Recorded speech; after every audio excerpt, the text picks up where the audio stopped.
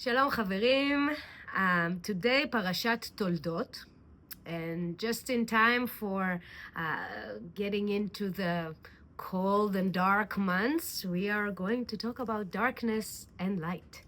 And we're going to do this together with no other than Tolkien and the Lord of the Rings. So here goes. In this high place, you may see the two powers that are opposed to one another, and ever they strive, now in thought. But whereas the light perceives the very heart of the darkness, its own secret has not been discovered, not yet. So this is just so wonderful. Those lines are said by the elf Haldir, who is the protector of Lothlorien, the forest, and it's in the chapter that bears the same name in the first out of 3 volumes of the Lord of the Rings, which is called The Fellowship of the Ring. Here in this central library copies, could you see that that's been very used, with also a little thing 1 and thing 2 sticker on it. And yes, the Lord of the Rings needs no introduction, as it's steadily been on the top 10 list of best-selling books of all times. This copy is a testament to it. And it was first published in 1954 and was written by J.R.R. Tolkien. And this week's Torah portion, Toldot, carries in it a core concept that Tolkien is also deals with a lot, and I thought we could merge the two together. So in the heart of our Torah portion today, Toldot, we have the story of the twins, Jacob and Esau, and their rivalry. Now, if someone who knows nothing about Jewish history, tradition, texts would read these with just, innocent eyes, would clearly find one villain in the story, which is Jacob. For those who may be unfamiliar, he really engages with con and deceit, and he really takes advantage of his brother's simplicity, encouraging him to sell him his birthright for a mere bowl of lentil stew, and then tricks him out of his blessing that he deserves. And one must wonder, why is this figure, Jacob, who's basically the person that we all stemmed from, so our great ancestor, is such a problematic character in the Torah? And if you really take a deeper look and begins to explore Jacob's character, you would find that that actually his character carries a really profound message. And it's a message of correction and of growth and of second chances and of hope. And more than anything, it takes an honest look in humans' dark moments. And it's those really dark moments that has the potential to reveal the greatest light. And I want to quote Isaiah here in this context, which has been used as a very common interpretation to Jacob and to us as people as a whole. So from Isaiah, כל גיא ינסה, וכל הר וגבעה ישפלו, והיה העקוב למישור, והרכסים לבקעה. And the translation is, let every valley be raised, every hill and mount made low. Let the rugged ground become level, and the ridges become a plain. Let the rugged ground become level. So in Hebrew, it's v'haya ha'akov lemishor. And the word akov, which here is basically the crooked ground, if you will, or the rugged ground, actually is like the name Yaakov. And if you will, it is not just Jacob's life who turns that akov, that rugged ground, to a level ground eventually as he is redeemed, but it's also our mission as a nation, to basically always work to level the rugged. And it's really funny because just before recording this column, I had a conversation with my dear two partners here at Dernister, really about the importance of knowing that our history as people was very rugged, that we were not always those, Or Lagoim models to the nations and carrying the torch of social justice, and that in fact we always mess up. And Ve'aya Yaakov Lemishor is really, like Jacob, our true and big mission is constantly try to correct it. And even Tolkien will say, and I'm getting to it, that it is an eternal mission. So the concept of growth from darkness to light, as said, is very, very core in Tolkien's writing, and he actually created a name for it, a concept for it, which a term that he coined, which is Eucatastrophe. In 1939, Tolkien was invited to lecture in St. Andrews University in Scotland, and he was invited to lecture there about the fiction of a writer called Andrew Lang. And this lecture was eventually published into a book, or a published essay, which is called On Fairy Stories. I think it's a fantastic, not a very long essay to read, and very beautiful. And in this essay that is called On Fairy Stories, Tolkien, what he does is actually, accidentally or not, defines what we call today the genre of fantasy. And in that, he also coins the term Eucatastrophe. So I'm going to read you directly from the essay, the point where Tolkien actually explains Eucatastrophe.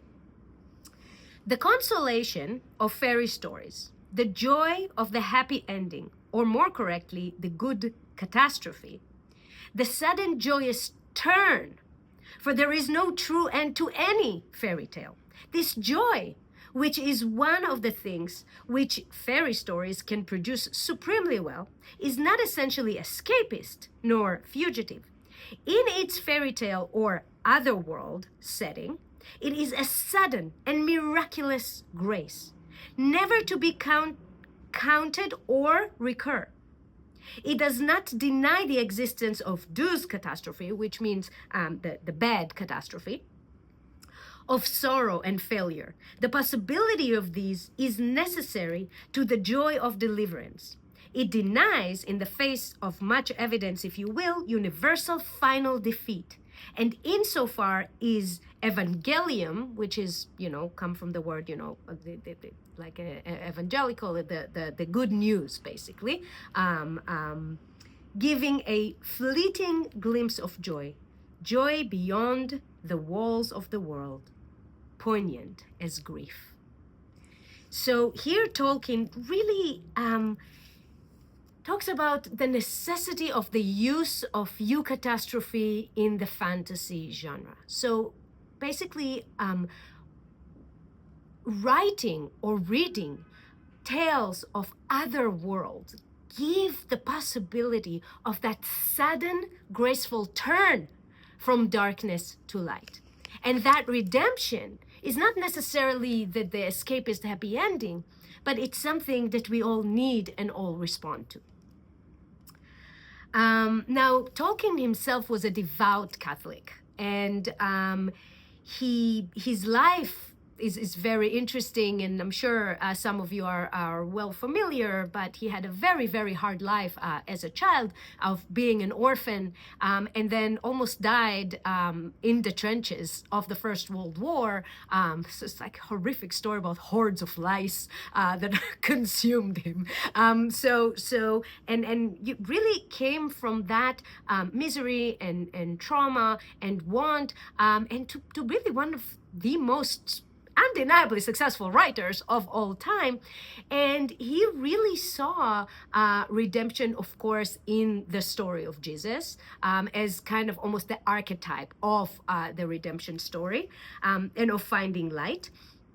And I find it very interesting to compare that redemption story to our redemption stories in the Torah, because of the redemption of Jesus in the form of resurrection, if you will, happens not in this life. Whereas if you look at Jacob and his story, his correctness happens all in the book of Genesis. So basically all within his lifetime. And a lot of characters in our traditions get to have that turn in their lifetime.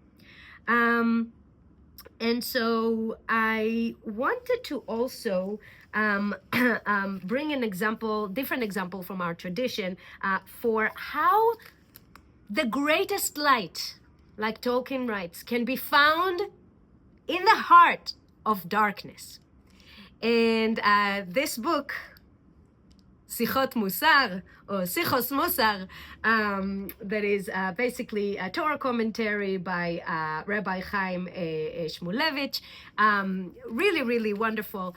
And he brings two examples from the Talmud, quite grim and hilarious examples of how the greatest light can be found in the greatest darkness. So the first story that he brings here, from, let me see exactly the, okay, so he brings, actually this is Bereshit Rabbah, not Talmud. So it's a story about our enemies trying to get into the Temple Mount and defile it, and they find a Jew, and they tell him, go in and take whatever you want from the temple and bring it back. And that Jew goes in and comes back with a menorah, no less. And even those enemies are shocked by a Jewish person taking the menorah out of the temple, and they tell him, this item is not for commoners. And at that point, from that moment of being the worst sinful person that you can imagine, suddenly this person realizes what he had done. And when they asked him to go back and bring something else, he says, I will not. And they torture him to death. And this is the end of the story. But really, the takeaway here is that this person had to go to the depths of darkness, to, what this midrash considers as the depths of darkness, only to elevate himself to the highest point possible, which is of mesirut nefesh, of dying for God. And he brings another story, which is also curious, about a man who rides his horse on Shabbat, and as he rides his horse, suddenly he sees his uncle led on a horse to the gallows, and man sees his uncle led to the gallows, and he's, mind you, riding a horse on Shabbat. And he tells him, look at the horse that my master gave me, and look at the horse that your master gave you. And the man tells him, well, if the reward for someone who's sinful is your horse, then what would be the reward of someone who does God's will? And it is says that man who mocked his uncle, that answer penetrates him like a serpent, and he condemns himself to the 4 types of execution at that point. But I want to read to you what Shmulevich here explained. Says, Yakum had watched his uncle being led to his execution without displaying the slightest bit of compassion and sensitivity. To the contrary, he mocked Rabbi Yossi about his faith and beliefs and told him that his martyrdom was in vain. Instead of supporting his uncle in those trying moments, he mocked him. It was because of this callousness and stone-heartedness that when Rabbi Yossi words did make an impact on him, they struck him like the venom of a serpent. Had it not been for the darkness enveloping him, he would never have perceived the light.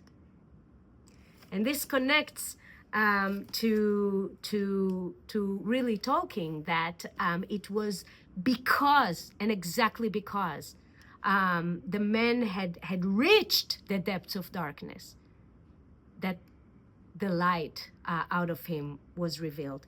And of course that I feel that this message is now more important than ever, where a lot of people do find our very, very trying times as dwelling in some sort of a darkness. So I think that this message is very uplifting and rewarding, always was and always will. And I would like to conclude with a beautiful quote from Micha, actually, about that. And he says this: אל תשמחי אויבתי לי, כי נפלתי קמתי, כי אשב בחושך, אדוני אור לי. And it translates to, do not rejoice over me, O my enemy.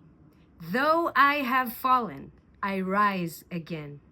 Though I sit in darkness, God is my light. Shabbat shalom.